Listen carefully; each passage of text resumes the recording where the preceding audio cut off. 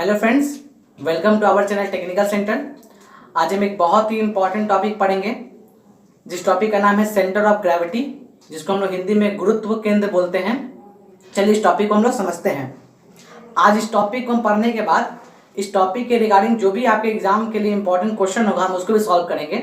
इसलिए इस वीडियो को पूरा अंत तक देखें और इस वीडियो के साथ कंसिस्टेंट होकर बने रहें। चलिए समझते हैं सेंटर ऑफ ग्रेविटी क्या होता है।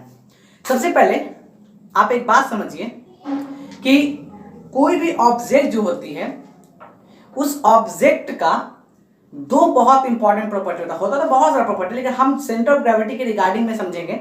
एक होती है उस ऑब्जेक्ट का मास, ठीक है, एक होता है उस ऑब्जेक्ट का मास और दूसरा होता है उस ऑब्जेक्ट का वेट।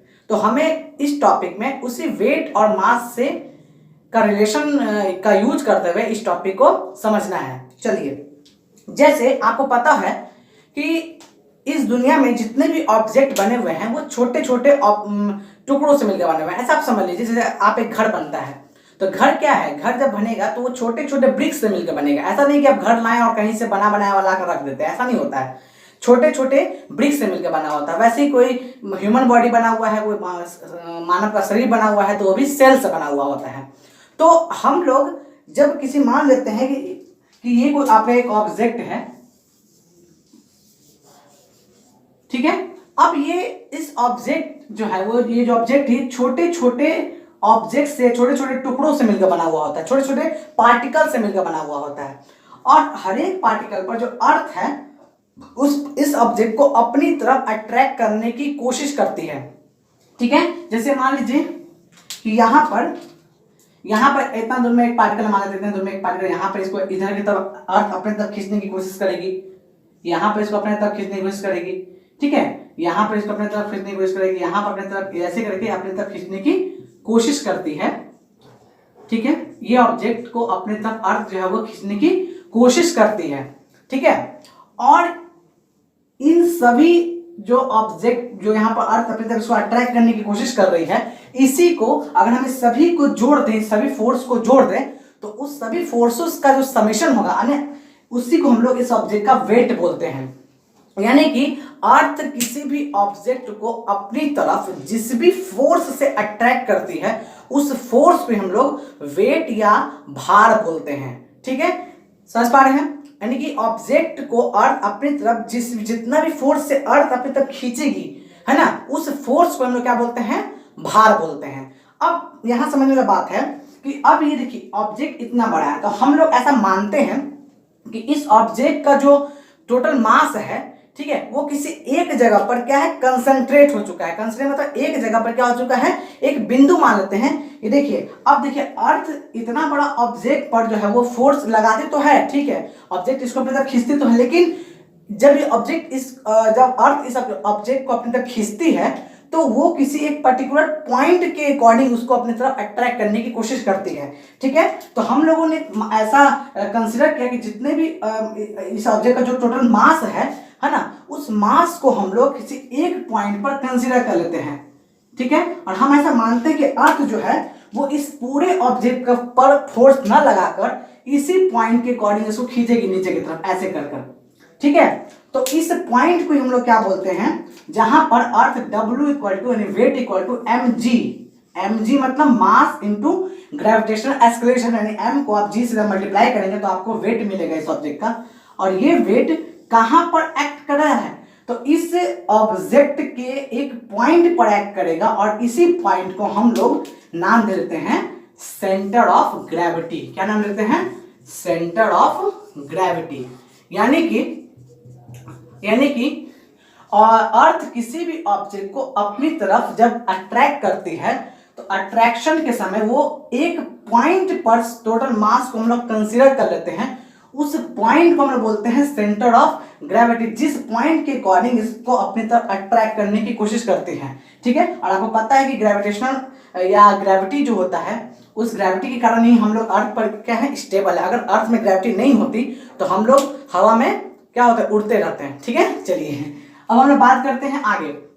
अब देखिए एक यहाँ पर टर्म आया है सेंटर ऑफ ग्रेविटी, लेकिन देखिए मास जो होता है वो जनरली हम लोग कंसिडर करते हैं 3D ऑब्जेक्ट के लिए, ठीक है। लेकिन जब 2D ऑब्जेक्ट की बात आई, जैसे रेक्टेंगल है, आपका ट्रायंगल है, आपका स्क्वायर है या सर्कल है, तो उस समय हम लोग क्या करते हैं कि हम लोग उस समय जहां पर टोटल उसका एरिया का सेंटर होता है हम लोग उसको ले लेते हैं, ठीक है। जैसे हम लोग 3D ऑब्जेक्ट में मास की बात करते हैं जिस पॉइंट को, हम लोग 2D में उसको एरिया का सेंटर ले लेते हैं, इसलिए उसको हम लोग सेंटर ऑफ ग्रेविटी ना बोलकर, अगर किसी 2D फिगर में हम लोग इसी सेंटर ऑफ ग्रेविटी को पढ़ना चाहें तो हम लोग सेंटर ऑफ ग्रेविटी ना पढ़कर हम लोग पढ़ते हैं सेंट्रॉइड या सेंटर ऑफ एरिया पढ़ते हैं, ठीक है। चलिए, तो हम लोग कुछ इंपॉर्टेंट फिगर जो है उसका सेंटर ऑफ एरिया देख लेते हैं कि कहां पर होता है, क्योंकि आपके एग्जाम में डायरेक्टली उस पर क्वेश्चन पूछे गए हैं, ठीक है। तो समझ लेते हैं कि कहां होता है। तो आप कुछ इंपॉर्टेंट फिगर का आपको याद रखना बहुत जरूरी है। चलिए, एक एक करके हम लोग कुछ इंपॉर्टेंट फिगर का देख लेते हैं कि उसका सेंट्रॉइड या उसका सेंटर ऑफ ग्रेविटी कहां पर आएगा। सबसे पहले हम लोग देखते हैं स्क्वायर का, ठीक है। देखिए, स्क्वायर में जैसे ये आपका एक स्क्वायर है, ठीक। अब स्क्वायर के हम लोग साइड को मान लेते हैं, लेट्स सपोज ए। अब पता है स्क्वायर के सभी साइड बराबर होते हैं, अगर ये ए है तो ये भी ए होगा, ठीक है। ये है तो ये भी सब का सब ए ही होगा, ये भी ए होगा। तो इसका जो सेंट्रॉइड होता है या सेंटर ऑफ ग्रेविटी आप नहीं बोलेगा, क्योंकि centre of gravity 3D figure के लिए हम लोग यूज करते हैं। तो इसका जो सेंटर ऑफ एरिया होगा वो इसके सेंटर पर लाई करेगा, यानी कि यहां पर, यानी कि a/2 पर, ऊपर से a/2 बोली, नीचे से भी a/2 बोल सकते हैं आप, है ना। अगर आप ऐसे देख रहे तो अगर आप इधर से जाएंगे तब भी a/2 पर ही होगा, ठीक है। यानी कि स्क्वायर का जो सेंट्रॉइड या सेंटर ऑफ एरिया जो होता है वो बिल्कुल उसके सेंटर पर ही होता है, एग्जैक्टली सेंटर पर होता है, ठीक है। चलिए, अब हम समझते हैं। जैसे लेट्स सपोज अगर आपको बोल दें कि किसी स्क्वायर का साइड लेट्स सपोज 10 सेंटीमीटर है, ठीक है। अगर आपको बोला है किसी स्क्वायर का साइड 10 सेंटीमीटर है, तो बताइए इसका सेंट्रॉइड कहां पर होगा। तो सिंपल सा बात है, स्क्वायर का साइड 10 है, इसका मतलब अगर मैं 10 का यहाँ पे एक स्क्वायर बना दूं ऐसा करके, ये भी 10 सेंटीमीटर का है, ये भी 10 सेंटीमीटर का है, ये भी 10 सेंटीमीटर का है, ये भी 10 सेंटीमीटर का है, ठीक है। तो कहां पर होगा मैं बता चुका हूं, जितना इसका साइड है उसका आधा कर दीजिए, है ना, यानी कि a/2 पर होगा। c का वैल्यू कितना होगा, a/2, साइड का आधा, यानी कि यहां पर, यानी कि 5 सेंटीमीटर पर होगा, है ना। यानी कि इस स्क्वायर का टोटल जो एरिया का जो सेंटर है वो 5 सेंटीमीटर पर ही कंसंट्रेट है। कंसंट्रेट मतलब होता है समाया हुआ, एक जगह समेट दिए हम उसको मिलाकर, ठीक है। समझ आ रहा है। चलिए, अब आगे बढ़ते हैं, नेक्स्ट फिगर के बारे में समझ लेते हैं, जो आपका है सेकेंड फिगर जो आपका है वो है आपका रेक्टेंगल। क्या है, रेक्टेंगल, यानी कि आयत जिसको बोलते हैं आप लोग। रेक्टेंगल में क्या होता है, रेक्टेंगल का आपको पता है लेंथ अलग होती है, ब्रेथ अलग होती है, ठीक है। अगर लेट सपोज ये आपका रेक्टेंगल है और इस रेक्टेंगल की लेंथ को मैं बोल देता हूं इट्स, एक्चुअली इसके विड्थ को मैं बोल देता हूं b और इसकी हाइट को मैं बोल देता हूं h। तो इसका भी जो सेंट्रॉइड होगा वो इसके हाइट के आधा पर या विड्थ के आधा पर होगा। यानी कि अगर लेट सपोज यहां पर कोई ऐसे इसका सेंटर है या इसका सेंटर लाइन जा रहा है, तो आप ऐसा बोल सकते हैं कि यहां से हाइट ये टोटल है, तो ये पॉइंट मुझे चाहिए, ये पॉइंट कहां पर होगा, तो ये पॉइंट टोटल कहां पर होगा, ये पॉइंट यहां से h/2 पर होगा, हाइट की आधा। या आप ऐसे बोलिए कि इधर से अगर देखेंगे तो ये b है ना, विद, यानी इसकी चौड़ाई का आधा पर होगा, ठीक है। यानी कि इसका जो c होता है वो h/2 पर होता है। चलिए, मैंने एक डायरेक्शन में लिख दिया यहाँ पर, क्लियर है। यानी कि इसका जो सेंट्रॉइड होगा वो h/2 पर होगा, यानी हाइट जितना होगा उसका आधा पर हमें सुना मिलेगा। तो देखिए, स्क्वायर में भी उसके हाइट के आधा पर मिलता है, रेक्टेंगल में भी उसके हाइट के आधा मिलता है। दोनों फिगर देखने में एक जैसा लगता है लगभग, क्योंकि शेप जो एक जैसा है लगभग, क्योंकि चारों का चारों साइड से बना हुआ है, लेकिन बस यही अंतर यही कि इसका सभी साइड बराबर होता है, इसका लेंथ ब्रेथ अलग अलग होता है। चलिए, हमने दो फिगर के बारे में देख लिया, अब हम थर्ड फिगर पढ़ते हैं, सेंट्रॉइड और थर्ड फिगर समझते हैं। थर्ड फिगर हमारा है वेरी इंपॉर्टेंट, ट्रायंगल। ठीक है, चलिए तो हम थर्ड फिगर के बारे में समझ लेते हैं। थर्ड फिगर जो हमारा है वो है हमारा ट्रायंगल। ठीक है, तो ट्रायंगल यानी कि त्रिभुज। अब ट्रायंगल का कहां पर होता है सेंट्रॉइड, तो देखिए ये आपका ट्रायंगल है। ठीक है, अब इस ट्रायंगल का मैं नाम लेता हूं, let suppose A B and C, और ये इसकी क्या है, ट्रायंगल की हाइट है। ठीक है, ये इस ट्रायंगल की क्या है, हाइट है। ये टोटल कितनी है, ये हाइट h है ट्रायंगल की। ठीक है, तो इसका जो सेंटर होता है वो इस बेस से, यानी कि यहां से मान लेते हैं यहां पर कहीं सेंट्रॉइड इसका आ रहा होगा g, इसको g से डिनोट करते हैं हम लोग। तो कहीं पर यहां पर ये h/3 पर होती है। कितनी होती है, h/3 पर होती है, यानी जितना हाइट होगा उसको 3 से डिवाइड दीजिएगा तो जो हाइट मिलेगा बेस से, कहां से, अच्छा h/3 कहां से होती है, फ्रॉम बेस। देखिए क्वेश्चन आपको कंफ्यूज करेगा। क्या कंफ्यूज करेगा कि क्वेश्चन में आपसे पूछेगा कि बताइए कि आप ट्रायंगल का सेंट्रॉइड, आपसे बोलेगा कि बेस से बताना है, क्योंकि देखिए इसकी हाइट आप यहां से भी ले सकते हैं। जैसे देखिए सेंट्रॉइड को बताने का एक तरीका होता है कि आपको किसी न किसी एक पर्टिकुलर पॉइंट से बताना पड़ेगा। जैसे आप किसी भी चीज के लोकेशन से बताते हैं तो आपको एक पर्टिकुलर ओरिजिन बताना पड़ता है। ठीक है, जैसे आप लोग गूगल मैप भी यूज करते होंगे, तो आप जब किसी एक पॉइंट को ढूंढते हैं, ठीक है, जैसे मान लीजिए आपको कहीं जाना है तो आपने उस जगह का नाम टाइप किया, तो आपकी करंट लोकेशन जो है वहां से उस जगह के डिस्टेंस को वो मैप बता देता है। तो यानी कि उसको एक ओरिजिन जरूर चाहिए। आप सेंट्रॉइड को जब बताएंगे तो आपके सेंट्रॉइड को बताने के लिए ओरिजिन चाहिए। ओरिजिन मतलब होता है कि बेस चाहिए, या ऐसा मान सकते हैं कि एक पॉइंट चाहिए कि हाँ यहां से इतना दूर पर है। ठीक है, तो देखिए ये जी जो है इस ट्रायंगल में आप यहां से बता सकते हैं कितनी दूरी पर है, या ऊपर से कितनी दूरी पर। इसको हम लोग बोलते हैं, नीचे वाले को बोलते हैं बेस या आधार बोलते हैं। क्या बोलते हैं, बेस बोलते हैं, या इसको आधार बोलते हैं। तो अगर आधार से पूछेगा तो ट्रायंगल में आधार से जो जी की ऊंचाई होती है या जी का जो लोकेशन होता है वो h/3 पर होता है। लेकिन ऊपर से पूछेगा तो कोई दिक्कत नहीं, क्योंकि h टोटल है, h/3 ये है, तो इसकी हाइट कितनी हो जाएगी, इसकी हाइट हो जाएगी 2h/3।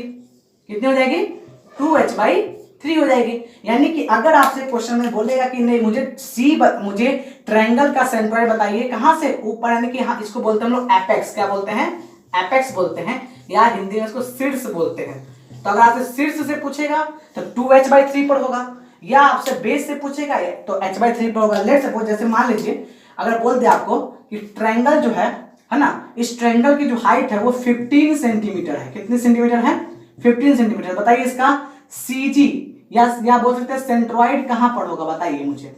तो सेंट्रॉइड कहां पर होगा बताइए। अब देखिए अगर सेंट्रॉइड मुझे बताना है तो मैं बता चुका हूं, मुझे बेस से अगर बताना है, मैं नीचे से बताऊंगा तो नीचे से मुझे पता है h/3 पर होगी, यानी कि 15/3 पर होगी, यानी कि 5 सेंटीमीटर पर होगी। यानी कि यहां से हम 5 सेंटीमीटर जब ऊपर जाएंगे तो यहां पर जो पॉइंट मिलेगा वही मेरा क्या होगा, सेंट्रॉइड होगा। ठीक है, अच्छा अगर यहां से 5 तो ऊपर से कितने हो गए, देखिए टोटल 15 है, तो अगर यहां से 5 तो ऊपर से 10 ही पर होगी, है ना। तो आप दोनों जगह से बता सकते हैं, समझ पा रहे हैं, आप दोनों जगह से बता सकते हैं कि कितनी हाइट पर होगी। क्लियर है, तो आपको इस टाइप क्वेश्चन को समझना होगा कि कितनी हाइट पर जी होती है ट्रायंगल में, बेस से पूछ रहा है कि ऊपर से पूछ रहा है, यानी कि एपेक्स यानी शीर्ष से पूछ रहा है। ठीक है, चलिए तो 3 फिगर हमने समझ लिया है सेंट्रॉइड। अब हम आगे बढ़ते हैं, अब हम और कुछ इंपॉर्टेंट फिगर का सेंट्रॉइड समझ लेते हैं। चलिए हमने पढ़ लिया स्क्वायर का सेंट्रॉइड, हमने पढ़ा रेक्टेंगल का सेंट्रॉइड, हमने पढ़ा ट्रायंगल का सेंट्रॉइड। अब हम पढ़ते हैं सर्कल का सेंट्रॉइड। देखिए सर्कल का बहुत सिंपल है। सर्कल का जो सेंट्रॉइड होता है, सर्कल इसको हम वृत्त बोलते हैं हिंदी में। तो सर्कल का जो सेंट्रॉइड होता है, देखिए ये सर्कल है आपका, है ना। तो इस सर्कल की जो सेंट्रॉइड होगी वो इसके सेंटर पर ही होगी। ठीक है, यानी सेंटर ही उसका सेंट्रॉइड बनता है। ठीक, अगर मान लीजिए सर्कल में चूंकि लेंथ ब्रेथ तो देगा नहीं आपको, सर्कल में डायमीटर देगा, तो डायमीटर है, मान लीजिए से वो डायमीटर दे देगा 10 सेंटीमीटर का है, बताइए सेंट्रॉइड कहां पर होगा। ऑब्वियसली बात है, सेंटर पर मुझे निकालना है तो डायमीटर 5 पर होगा सेंटर पर, है ना। तो सर्कल का जो सेंट्रॉइड होता है, जी जो होता है वो उसके सेंटर पर होता है। ठीक है, बहुत सिंपल सर्कल का। चलिए आगे बढ़ते हैं, आगे बढ़ते हैं। हमने सर्कल का समझ लिया, अब हम समझते हैं सेमी सर्कल का। किसका समझते हैं? सेमी सर्कल का समझते हैं। चलिए 5 हो गया। अब हम पढ़ते हैं सेमी सर्कल का। ठीक है, सेमी सर्कल का हम लोग समझते हैं। सेमी सर्कल मतलब सर्कल का आधा, इसको हम बोलते हैं अर्धवृत्त। क्या बोलते हैं? अर्धवृत्त बोलते हैं। देखिए सेमी सर्कल जो होता है वो सर्कल का आधा होता है। ये आपका सेमी सर्कल हो गया, ठीक है, ये आपका सेमी सर्कल हो गया। अब इस सेमी सर्कल का ये सेंटर होता है ना, इसको हम बोलते हैं सेंटर ऑफ द सर्कल, सी है, ठीक है ना। तो कहां पर होती है? तो इसका सेंट्रॉइड यहां पर होता है, जी यहां पर, और इसकी लोकेशन कहां पर है? इसकी लोकेशन कितने दूरी पर होगी? तो इसकी लोकेशन यहां से, इसका जो डिस्टेंस होता है वो कितना होता है, आप लोग याद रखिएगा। इसकी डिस्टेंस होती है 2d अपॉन 3 ठीक है, यानी कि इसकी जो जी होगी वो 2d अपॉन 3 डिस्टेंस पर होगी। आपको पता है डी क्या है? इस सेमी सर्कल का डायमीटर है, ठीक है, इस सेमी सर्कल का डायमीटर है, और पाई का वैल्यू आपको पता है 22/7 होता है। तो आप आराम से डायमीटर आपको पता है तो बता सकते हैं कि इसका जो जी है, इसका जो सेंटर ऑफ ग्रेविटी है वो कहां पर लाई कर रहा है। मैं इसके रिगार्डिंग जब क्वेश्चन करवाऊंगा तो आपको और भी चीजें बहुत ज्यादा क्लियर हो जाएगी, इसलिए वीडियो को लास्ट तक जरूर देखें, क्योंकि मैं इसके रिगार्डिंग बहुत ही इंपॉर्टेंट क्वेश्चन लेकर आया हूं। चलिए अब हम और भी कुछ फिगर का पढ़ लेते हैं, फिर हम इस चैप्टर के जो भी इंपॉर्टेंट क्वेश्चन उसको समझेंगे। देखिए नेक्स्ट जो हमारा फिगर है वो है हमारा सिलेंडर। ठीक है, सिलेंडर जो होती है आप देखेंगे तो कुछ इस शेप का होता है, ठीक है। तो सिलेंडर का जो सेंट्रॉइड होता है, अगर मान लो मैं इस सिलेंडर की height, this is your cylinder का हाइट, ये आपका सिलेंडर का हाइट है, अगर ये सिलेंडर की हाइट को मैं h बोल रहा हूं, है ना, अगर सिलेंडर की हाइट टोटल कितनी है, h है, तो इसका जो g होगा वो इसके हाइट के आधा पर होता है, ठीक है, यानी कि इसका जो g है वो h/2 पर होगा, क्लियर है। तो इसका जो g होगा वो आपका h/2 पर होगा, यानी यहाँ पर इसका g होगा। इस बात को आप लोग ध्यान रखेंगे। चलिए अब नेक्स्ट हम लोग बढ़ते हैं सिलेंडर के बाद हमारा जो अगला फिगर है बहुत इंपॉर्टेंट, उसको समझ लेते हैं। हमारा जो अगला फिगर है वो है कोन। क्या है? कोन है, ठीक है। कोन आप जानते हैं, कोन को हम लोग हिंदी में क्या बोलते हैं? शंकु बोलते हैं। क्या बोलते हैं? शंकु बोलते हैं, ठीक है। तो कोन की अगर पूछा जाए कि इसका सीजी कहाँ होता है, यानी इसका सेंट्रॉइड कहाँ होता है, तो लेट्स सपोज कि कोन की अगर हाइट है h, तो इसका जो जी होगा वो कहीं यहाँ पर होगा, ठीक है, और इसकी कितनी हाइट पर होता है ये जी, तो आप लोग याद रखेंगे ये h/4 पर होता है। कहाँ होता है? h/4 पर होता है, ठीक है। तो अगर आपको कोन की हाइट दी हुई है तो आप सिंपल उसको 4 से डिवाइड कर दीजिए, आपको पता चल जाएगा कि वो h/4 पर। अच्छा मैं बार बार यहाँ दिखा रहा हूँ कि कहाँ से है, तो बेस से है। क्वेश्चन में अगर बोल देगा एपेक्स से निकालिए तो कोई बात नहीं है, एपेक्स से निकाला तो देखिए आप नीचे से निकाल लीजिए, टोटल हाइट में से उसकी हाइट को माइनस कर लीजिए, सिंपल सा बात है ना। तो आप ऐसे भी कर सकते हैं। तो ये अभी कुछ इंपॉर्टेंट फिगर की सीजी थी जो मैंने आपको बता दिया, या सेंट्रॉइड मैंने आपको बता दिया है। अब चलते हैं हम लोग इस चैप्टर में जो भी इंपॉर्टेंट क्वेश्चन है उसको मैं सॉल्व करवाता हूं। चलिए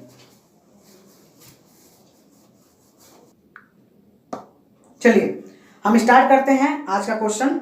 सबसे पहला क्वेश्चन है which affect the centre of gravity of the object.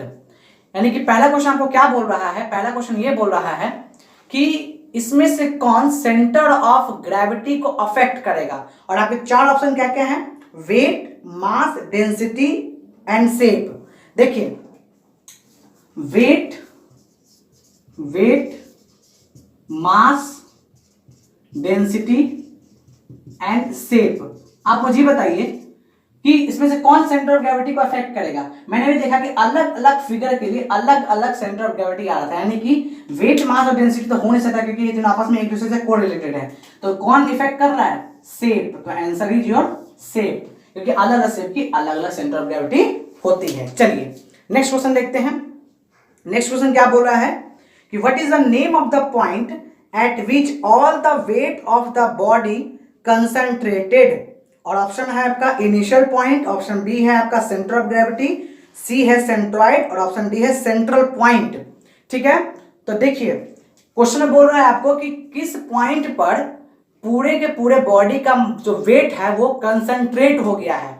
अब देखिए मैंने आपको बता दिया है था पहली बार में कि जहां पर वेट कंसंट्रेट हो जाता है उसको हम लोग क्या बोलते हैं, सेंटर ऑफ ग्रेविटी बोलते हैं। देखिए इसमें ऑप्शन नंबर सी जो दिया हुआ है उसको देख के आप कंफ्यूज मत होइए, वो सेंट्रॉइड है। वहां यहाँ पर वेट की बात बोला तो वेट तो 2D फिगर में होता ही नहीं, हम लोग वेट की बात वहां नहीं करते हैं, इसीलिए यहाँ पर आंसर आपका B is your right answer, centre of gravity. चलिए नेक्स्ट क्वेश्चन देखते हैं। नेक्स्ट क्वेश्चन क्या बोल रहा है, नेक्स्ट क्वेश्चन बोल रहा है कि where the centre of gravity of circle lies. Option A है as its centre, anywhere on its radius, anywhere on its circumference, anywhere on its diameter. Very simple question, मैंने आपको बता दिया था कि सर्कल की जो सेंटर ऑफ ग्रेविटी कहाँ लाई करते हैं, सर्कल के सेंटर पर। तो ऑप्शन नंबर ए आपका बिल्कुल राइट आंसर है। चलिए ऑप्शन अब मैं आगे पढ़ता हूं, लिखा हुआ है क्वेश्चन में कि what is the centre of gravity of solid hemisphere from its base. ठीक है, तो यहां पर इस क्वेश्चन में एक जो ऑप्शन है उसमें दिया हुआ है आपका 4r/5, उसके बाद आपका दिया हुआ है 3r/8, ऑप्शन सी दिया हुआ आपका 3r/4 और ऑप्शन डी दिया हुआ आपका r/2। देखिए मैंने आपको सॉलिड हेमिस्फीयर का तो नहीं बताया है, लेकिन आप लोग इसका याद रखिएगा जरूर कि सॉलिड हेमिस्फीयर का क्या होता है। ठीक है, सॉलिड हेमिस्फीयर का होता है 3r/8 पर होता है, बेस से। देखिए इस क्वेश्चन में बोल दिया ना फ्रॉम इट्स बेस, यही आपको याद रखना है। कभी भी जब आप क्वेश्चन पढ़ेंगे तो जरूरी देखिए कि वो बेस से बोल रहा है कि एपेक्स से बोल रहा है। ट्रायंगल वाले केस में भी ऐसा हो सकता था, ट्रायंगल वाले केस में भी आपको ऐसा पूछा जा सकता था, इसलिए इसका राइट आंसर क्या होगा आपका 3r/8। चलिए ऑप्शन आगे पढ़ते हैं, क्वेश्चन क्या दिया हुआ है आगे पढ़ते हैं। बोल रहा है which one of the following geometrical shapes centre of gravity lies from its base is 1/3 of its height. Very simple question, मैंने अभी आपको बताया है। बताइए किस शेप की जो सेंटर ऑफ ग्रेविटी होती है वो उसके हाइट के 1/3 पर बेस से लाई करती है। तो सिंपल सा बात है, ऑप्शन आपका क्या दिया हुआ है, ए स्क्वायर। स्क्वायर की होती है, बिल्कुल नहीं होती, क्योंकि स्क्वायर तो आधी पर होती है, तो ये तो होगा नहीं। रोम्बस नहीं होगा, रोम्बस भी स्क्वायर के जैसा ही होता है, तो रोम्बस का भी प्रॉपर्टी स्क्वायर से मैच करता है, बिल्कुल नहीं होगा। ऑप्शन सी देवा ट्रायंगल, बिल्कुल राइट आंसर है ट्रायंगल, क्योंकि ट्रायंगल की ही जो सीजी होती है या सेंट्रॉइड होता है वो उसके बेस से 1/3 यानी h/3 पर लाई करता है। मैं आपको बता चुका हूं। ऑप्शन डी कोन तो होगा नहीं, क्योंकि मैंने आपको बता दिया कि कोन की h/4 पर लाई करते हैं। क्लियर है? चलिए तो option number C is your right answer. Next question देखते हैं। नेक्स्ट क्वेश्चन में हम लोग पढ़ते हैं। नेक्स्ट क्वेश्चन क्या बोला है, what is the centre of gravity of the rectangle. अब आपके सामने एक फिगर बना हुआ है, उसमें आपको सेंटर ऑफ ग्रेविटी पूछा जा रहा है एक रेक्टेंगल की, जिसकी आपको हाइट और विड्थ दोनों प्रोवाइड कर दी गई है। ठीक है, चलिए तो ये आपकी एक रेक्टेंगल है, ऐसे आपको कुछ रेक्टेंगल बनाई गई है और आपकी हाइट क्या दी गई है 12 सेंटीमीटर और 3 सेंटीमीटर दी गई, यानी कि आपकी इधर से ये जो विड्थ है वो दी गई है 12 सेंटीमीटर और इसकी जो हाइट है ये दी गई है 3 सेंटीमीटर। तो पूछ रहा है बताइए इसकी सीजी कहां पर, यानी कि इसकी सेंट्रॉइड कहां पर होगी। तो मैं आपको बता चुका हूं ट्रायंगल का केस। ट्रायंगल में हम लोग क्या करते हैं, ट्रायंगल में जितना इसका विड्थ है उसके आधे पर होता है, तो यानी कि यहां पर जो इसकी जी होगी इसकी एक वैल्यू तो इसके विड्थ के अकॉर्डिंग आएगी। 12 है ना, तो 12 का आधा कितना हो गया 6 हो गया, और एक जो हाइट है वो ऊपर से आएगी, यहां से यहां तक कितनी हाइट होगी, इस 3 का आधा कर दीजिए, तो 3 का आधा कितना होगा 1.5, तो 1.5 हो गया, यानी कि 6 और 1.5 पर ही वो इस ट्रायंगल की जी लाई करेगी। तो आपका कौन सा ऑप्शन सही हो जाएगा, आपका ऑप्शन नंबर सी सही हो जाएगा, 6 एंड 1.5। चलिए नेक्स्ट क्वेश्चन देखते हैं। बोल रहा है what is the centre of gravity of the lamina. Lamina मतलब होता है 2D फिगर को हम लोग जनरली कंसीडर करते हैं लैमिना, वैसे फिगर को हम लोग लैमिना बोलते हैं जिसकी जो विड्थ होती है या जिसकी जो मोटाई होती है वो उसके लेंथ और ब्रेथ के कंपेरिजन में थोड़ा सा नेग्लिजिबल मान सकते हैं या कम होती है। तो लैमिना जनरली 2D फिगर को बोलते हैं। यहाँ पे लैमिना में आपको एक ट्रायंगल शो हो रहा है, इस ट्रायंगल की जो आपकी हाइट है वो आपको दी हुई है 6 सेंटीमीटर, ठीक है, और आपकी जो विड्थ है वो भी आपको दी गई है 6 सेंटीमीटर। चलिए तो मैं यहाँ पर आपको बताता हूँ इस ट्रायंगल का क्वेश्चन को मैं कैसे सॉल्व करूंगा। यहां समझिए, चलिए देखिए इधर, ये आपका ट्रायंगल ऐसे दिया हुआ है क्वेश्चन में। अब ये भी 6 सेंटीमीटर दिया हुआ है और ये भी 6 सेंटीमीटर दिया हुआ है। मुझे ये बताइए ट्रायंगल की सीजी निकालने में इसका मुझे जरूरत पड़ेगा क्या? इसका जरूरत नहीं पड़ेगा। तो क्वेश्चन में तो मुझे इस फालतू दिया हुआ, मुझे सिर्फ हाइट से मतलब है, इस हाइट से मतलब है। मैं आपको बता चुका हूं कि इसमें इसकी जो सीजी होती है वो कहीं यहां पर होती है ना, और ये कहां पर होगी, इसकी हाइट कितनी पर होगी, तो मैं बता चुका हूं नीचे से h/3 पर होगी। क्लियर है? तो h कितनी है इसकी 6 है, तो 6/3 कर दीजिए आप, 6/3 कर दीजिए तो आंसर क्या आ जाएगा 2 सेंटीमीटर, यानी कि ये जो है वो 2 सेंटीमीटर पर है। तो देख लेते हैं कौन सा ऑप्शन सही है आपका। हाँ, आपका ऑप्शन नंबर बी आपका बिल्कुल करेक्ट आंसर है। चलिए